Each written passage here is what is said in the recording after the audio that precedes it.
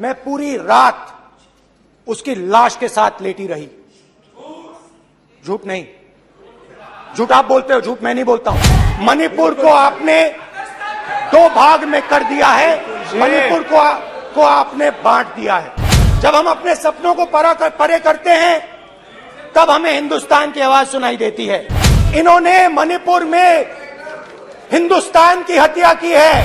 कोई कहता है ये जमीन है, मिट्टी है, कोई कहता है ये धर्म है, ये सोना है, ये चांदी है, मगर भाइयों और बहनों सच्चाई है कि ये देश एक आवाज है।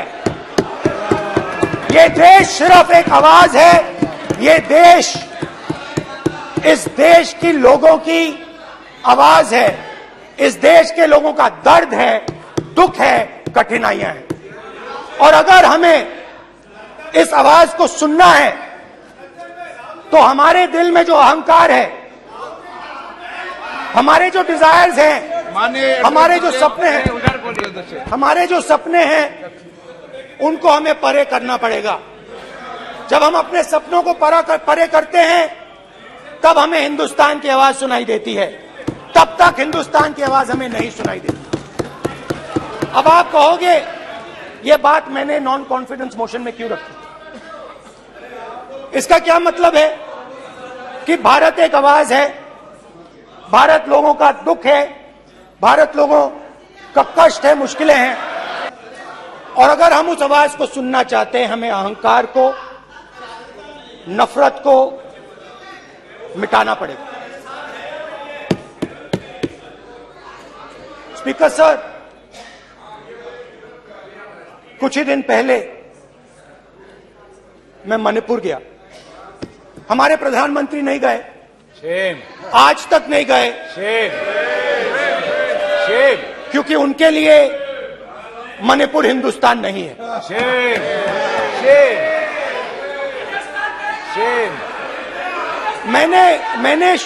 मैंने मणिपुर शब्द प्रयोग किया,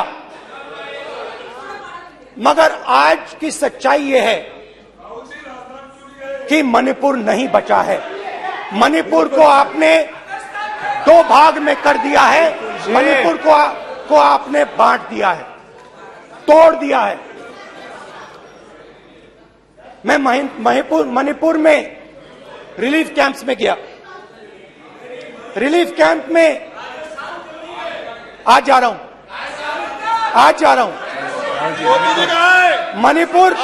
मणिपुर में रिलीफ कैंप में मैंने महिलाओं से बात की, बच्चों से बात की,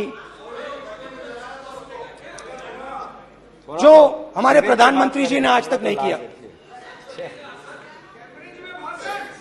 एक महिला मुझे कहती है, मैंने उनसे पूछा, बहन क्या हुआ तुम्हारे साथ? कहती है,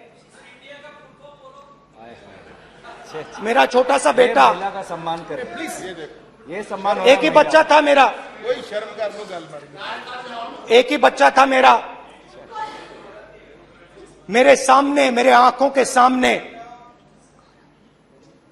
उसको गोली मारी है। मैं पूरी रात, आप सोचिए, आप अपने बेटों के बारे में सोचिए, मैं पूरी रात उसकी लाश के साथ लेटी रही। झूठ नहीं, झूठ आप बोलते हो, झूठ मैं नहीं बोलता हूं। मैं पूरी रात उसकी लाश के साथ लेटी रही और फिर मुझे डर लगा, मैंने अपना घर छोड़ दिया, जो भी मेरे पास था वो मैंने छोड़ दिया। मैंने उनसे पूछा, कुछ तो लाई होगी? कहती है, नहीं, सिर्फ मेरे जो कपड़े हैं ये मेरे पास हैं। और फिर इधर उधर ढूंढती है और एक फोटो निकालती है और मुझे कहती है, यही मेरे पास अब बची है।